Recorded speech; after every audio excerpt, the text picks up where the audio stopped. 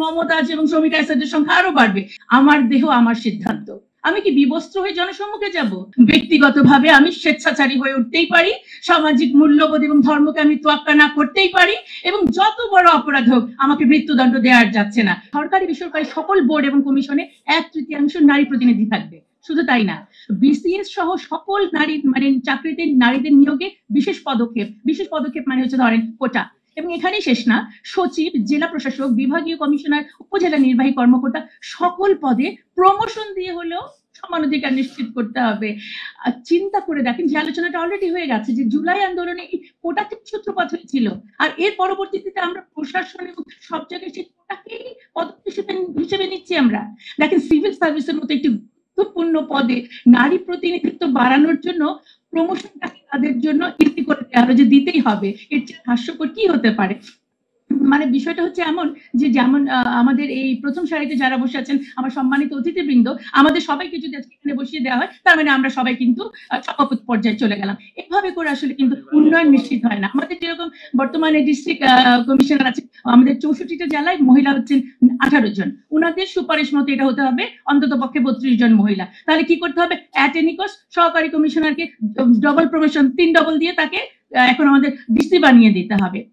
ঠিক একইভাবে দেখেন আরেকটা কথা বলি যে জনপ্রশাসনের উচ্চ পর্যায়ে সিদ্ধান্ত গ্রহণকারী কমিটিগুলোতে অন্তত পক্ষে 30% নারী প্রতিনিধিত্ব নিশ্চিত করতে হবে।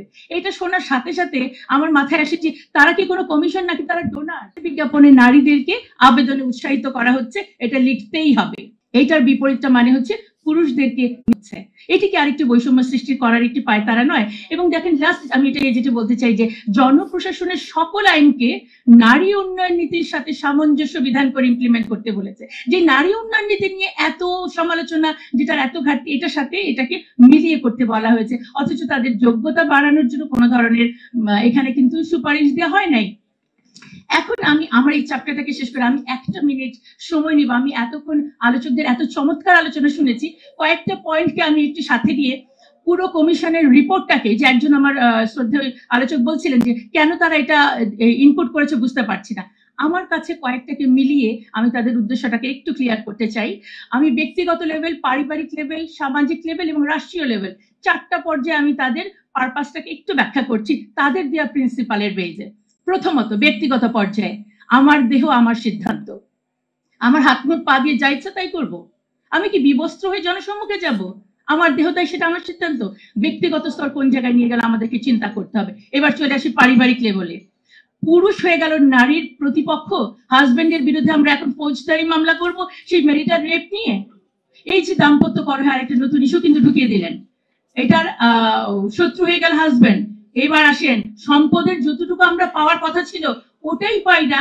নারীরা বাবা এবং ভাইয়ের সাথে সেটা নিয়ে কিন্তু অনেক ভাইদের সাথে অনেক ধরনের কলহ আছে। এখন আপনি আমাকে আরো 1 ডিগ্রি বাড়িয়ে দিলেন, মানে পরিবারে হাজবেন্ড, ভাই, বাবা সবাই আমাকে আমার শত্রু হলো। এবার চলে আসি সমাজ লেভেলে। সেখানে কি হলো? পতিতাবৃত্তিকে করে দিলেন আপনি লিগাল পেশা হিসাবে।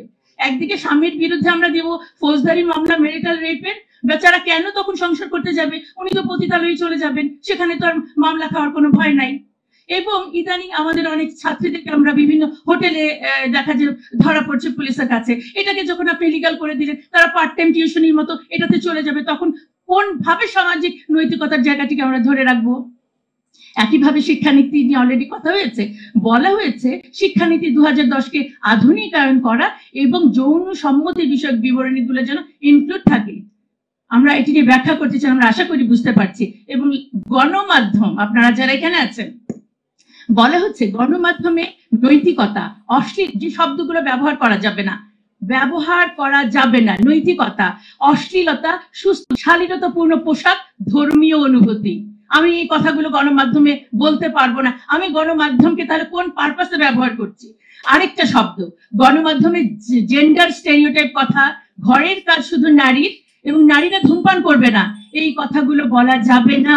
আমি বলতে চাই ধূমপান তো নারী পুরুষ দুজনের জন্যই খারাপ, তাহলে নারীরা ধূমপান করবে না এই কথাটা বলা যাবে না কেন? আমাদের উদ্দেশ্যটা বুঝতে হবে তাদের। এবং ধর্মের সাথে সাংঘর্ষিক আইনের ফলে সামাজিক অবস্থা কতটা অস্থিতিশীল হয়েছে আমরা তাদের রিপোর্ট প্রদানের পর থেকে এখন পর্যন্ত এটি বুঝতে পেরেছি। তাহলে ব্যক্তিগত লেভেল, পারিবারিক লেভেল, সামাজিক লেভেল ক্লিয়ার। এবার চলে আসলাম আমি রাষ্ট্রীয় লেভেলে। এটি একটি ইহজাগতিক মানে প্রতিষ্ঠান, অবশ্যই তাই তাদের সাথে ধর্মের কোনো সম্পর্ক নাই, কিন্তু আমাদের বক্তব্য হচ্ছে শুধু রাষ্ট্র কেন, ধর্ম ছাড়া কোনো প্রতিষ্ঠান টিকে থাকতে পারে না। এবং দুঃখজনক তারা বলেছে সংবিধান থেকে নৈতিকতা এবং শালীনতা শব্দ দুটো বাদ দিতে হবে। বাকি আর থাকলো কি আমাদের? দেখেন, আসন বাড়িয়ে মানে যে আপনারা দেখবেন যে 300 আসনকে বাড়িয়ে 600 আসন করতে বলেছে। হ্যাঁ, তার মানে কি মমতাজ এবং শ্রমিক আইসাদের সংখ্যা আরো বাড়বে। এটা কোয়ান্টিটেটিভ ডেভেলপমেন্ট এবং এটা আই ওয়াশ, যেটা আমি বলেছি যে স্থান পরিবর্তন করে সংখ্যা বাড়িয়ে আসলে কোনো ধরনের নারীর ক্ষমতায়ন অবশ্যই হয় না, সেটা গুণগত মানে হতে হবে।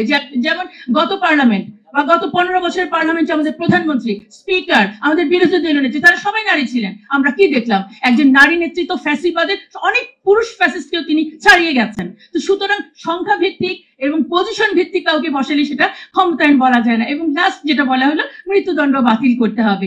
তার মানে কি দাঁড়ালো? একেবারে সাজাই আমরা ব্যক্তিগতভাবে আমি স্বেচ্ছাচারী হয়ে উঠতেই পারি, সামাজিক মূল্যবোধ এবং ধর্মকে আমি তোয়াক্কা না করতেই পারি, এবং যত বড় অপরাধ হোক আমাকে মৃত্যুদণ্ড দেওয়া যাচ্ছে না।